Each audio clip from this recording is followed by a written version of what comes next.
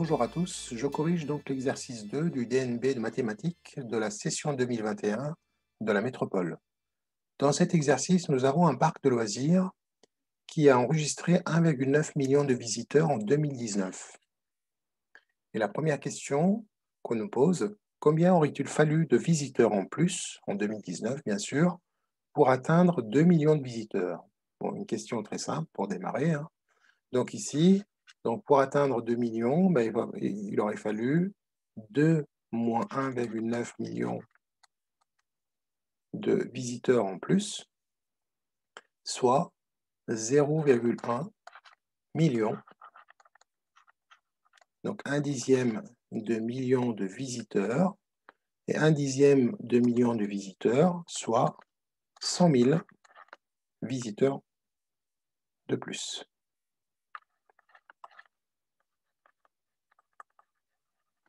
Voilà pour la première question. La deuxième question, que je vais rédiger ici en blanc, ça sera plus clair. L'affirmation « il y a eu environ 5200 visiteurs par jour en 2019 » est-elle vraie? Justifiez la réponse. Alors, on sait qu'en 2019, il y a eu 1,9 million de visiteurs, c'est-à-dire 1 900 000 visiteurs sur 365 jours. Pour trouver le nombre de visiteurs par jour, il va falloir diviser par le nombre de jours, c'est-à-dire 365 jours. C'est ce qu'on va faire. Donc, nombre de visiteurs par jour, ça sera égal à 1 900 000 visiteurs en 2019, et on va diviser ça par 365. Alors, environ, on va arrondir à l'unité, ce qui va nous donner 5205 visiteurs. Donc, on peut admettre que cette affirmation est vraie, puisque là, on est dans un ordre de grandeur, 5200, c'est bien cet ordre de grandeur. Donc, c'est vrai, il y a eu environ 5200 visiteurs par jour. Passons maintenant à la question 3. Donc, un professeur organise une sortie pédagogique au Futuroscope avec ses élèves. Il veut répartir 126 garçons et 90 filles par groupe. Il souhaite que chaque groupe comporte le même nombre de filles et de garçons. Alors, il faut qu'on comprenne ça déjà. Donc, il part de ses effectifs, donc 126 garçons et 90 filles. Il voudrait donc du coup former des groupes, un certain nombre de groupes, on ne sait pas combien, et il voudrait donc dans chaque groupe qu'il y ait le même nombre de filles. Par exemple, si j'ai ici X filles, je retrouve ici X filles, le même nombre. Et pour les garçons, c'est la même chose. Donc ici, il a X garçons, il retrouve ici X garçons, le même nombre, X garçons. Voilà. On ne sait pas combien. Par exemple, 3 filles ici, ça sera 3 filles de partout. Et 5 garçons, ça sera 5 garçons de partout. Et il ne sait pas combien de groupes. L'idée, c'est de trouver le nombre de groupes et la composition de chaque groupe. Mais on sait qu'on part de 126 garçons et de 90 filles. Voilà pour un petit peu expliquer le problème. La première question qu'on nous pose est la suivante. Décomposer en produits de facteurs premiers les nombres 126 et 90. Bon, ça, c'est une question de cours, on sait faire. Donc, vous avez deux possibilités de faire cette décomposition à la machine, auquel cas il faudra écrire cette décomposition a été faite à la machine, à la calculatrice, ou bien se rappeler comment faire manuellement. Alors, manuellement, on a besoin des nombres premiers, donc 2, 3, 5, 7, 11, 13, etc. On verra si on en a besoin d'autres nombres premiers. Je pense que ça va suffire. Et puis, on commence donc par 126. Alors, 126 est un nombre pair, donc on pourra le diviser par 2, le premier nombre premier. 126 divisé par 2, c'est 63. Ensuite, 63 est un multiple de 3, puisque 6 plus 3, ça fait 9, qui est un multiple de 3. Donc, je peux diviser par 3, ce qui va me donner 21. 21 est encore un multiple de 3, puisque 2 plus 1 égale 3. Donc, je divise par 3. Je tombe sur un 7. Le 7 est un nombre premier, donc je ne peux le diviser que par lui-même ou par 1. On s'arrête là. Donc, la décomposition en facteur premier, en produit de facteur premier, c'est terminé pour 126.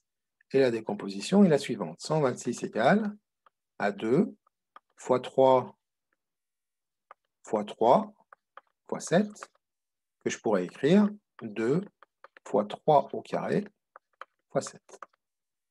Passons maintenant à 90. 90 est encore un nombre pair, donc je vais diviser par 2. 45, je tombe sur un multiple de 3, puisque 5 plus 4 égale 9, qui est lui-même un multiple de 3. Donc je vais diviser par 3. J'arrive à 15, qui est un multiple de 3, divisant par 3, on arrive à 5, et 5 divisé par 5, ça nous donne 1. Donc la décomposition en produit de facteur premier de 90, c'est 2 fois 3 fois 3 fois 7, ce qui me donne 2 fois 3 au carré fois 7. Nous avons fini avec la question A. Pour la question B, on nous demande de trouver tous les diviseurs, tous les entiers qui divisent à la fois les nombres 126 et 90. Donc on est en train de chercher les diviseurs communs, c'est-à-dire communs à 126 et 90. Les diviseurs communs à 126 et 90. Alors, je vais les mettre dans un ensemble. Alors, le premier diviseur commun, eh bien, c'est 1. Puisque 1 divise, c'est un entier d'abord, et puis divise 126 et 90. Ensuite, on voit qu'on a 2. Ensuite, on voit qu'on a un 3, et dans les deux. Ensuite, on voit qu'on a un 9, 3 au carré. Maintenant, on peut faire des produits de ces entiers-là, puisque le produit de deux entiers donne un entier. Donc 1 fois 2, c'est 2, donc ça ne change rien. Par contre, 2 fois 3, on peut le noter, c'est 6. Maintenant, 2 fois 3, c'est 6. Et puis 6 fois 3, c'est 18. Par contre, est-ce que je peux faire 9 fois 3? Ben non, puisque le 9, j'ai déjà consommé mes 2 3. Je ne peux pas faire 3 fois 3 fois 3, parce que j'ai que 2 3. Donc, je peux faire 3 fois 3 fois 2, c'est 18. 3 fois 2, c'est 6, qu'on a noté ici. Et puis 1, 2, 3. Donc, nous avons déjà tous les diviseurs communs. Donc, 1, 2, 3, 9, 6 et 18. Nous avons tous les diviseurs communs à 126 et 90. Pour la question C, on nous dit en déduire le plus grand nombre de groupes que le professeur pourra constituer. Maintenant, il faudra faire le lien avec l'exercice, en fait. C'est-à-dire ici, nous avons 126 garçons. Ici, nous avons 90 filles. Et on voudrait les répartir dans des groupes. Eh bien, ce qui revient à chercher un diviseur commun à 126 et 90. Par contre, on voudrait faire le maximum de groupes. Donc, il faudra trouver le plus grand diviseur commun, ce qu'on appelle le PGCD. Alors, quel est le plus grand nombre dans cet ensemble qui divise à la fois 126 et 90? Eh bien, on le voit bien, c'est 18. Donc, on va le noter. Le plus grand commun diviseur à 126 et 90 est 18. Ça veut dire qu'en fait, on pourra former 18 groupes, puisque 126 est divisible par 18, autrement dit un multiple de 18. Et d'ailleurs, 126 divisé par 18, ça va me donner 7. Donc, ça va me donner 7 garçons, en fait. Et pareil pour 90. 90 est un multiple de 18, puisqu'on a trouvé que 18 divisé 90. Et 90 divisé par 18, ça va me donner 5 filles. Donc, en fait, en réalité, on a formé 18 groupes. On obtient au final 18 groupes. Et dans chaque groupe,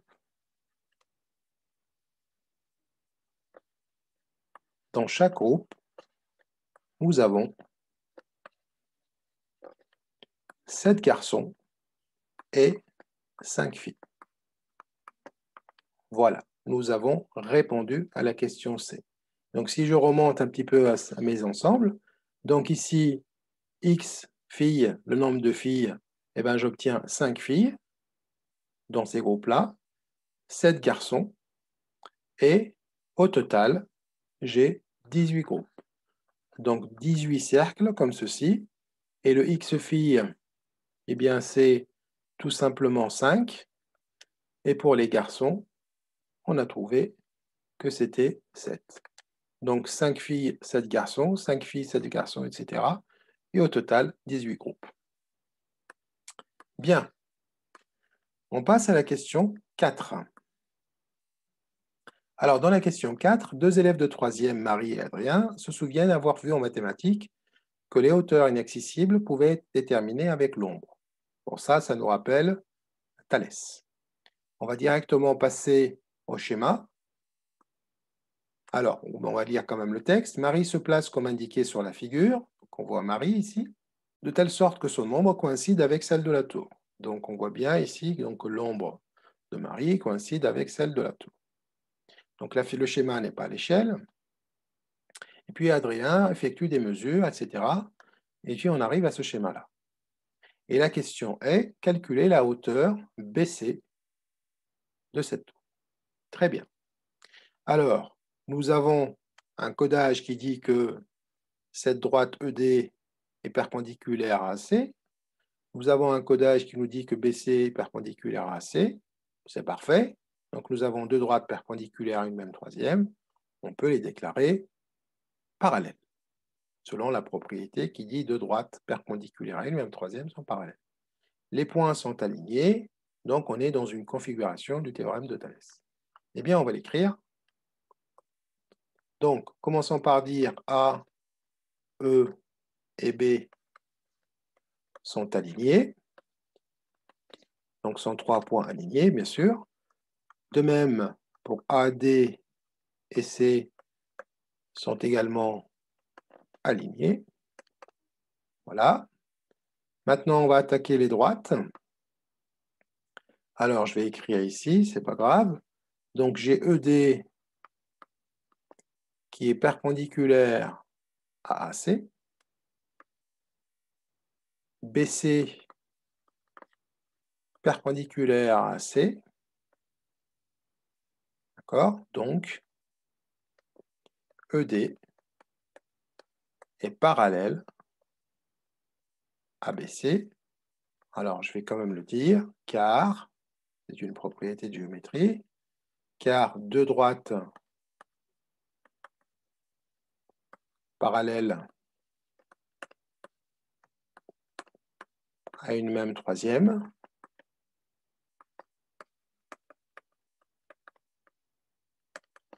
sont, pardon, pas parallèles, mais je voulais dire perpendiculaires, donc, car deux droites perpendiculaires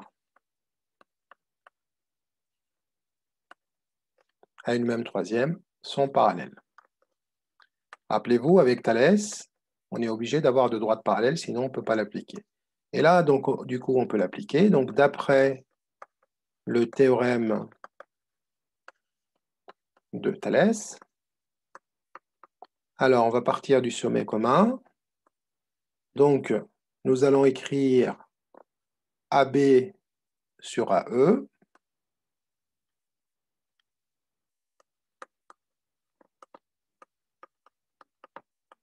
égale à AC sur AD égale à BC sur ED. Alors maintenant, il nous faut AD, on l'a. Donc AC, il faudra la calculer, AC. Donc c'est 2 plus 54,25, c'est-à-dire 56,25 mètres. Donc nous avons AC et on cherche BC. Donc on cherche BC. Donc je vais utiliser cette fraction puisque je cherche BC. AD sur AC, je connais tout le monde. Donc je vais remplacer maintenant. Donc AC 56,25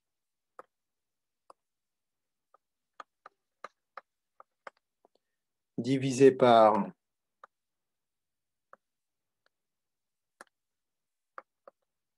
AD qui est égal à 2.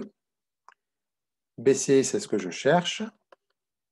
Et ED, c'est la hauteur de l'élève, c'est-à-dire 1,6.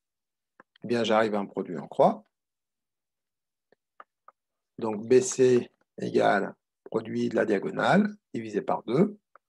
Donc, 56,25 multiplié par 1,6.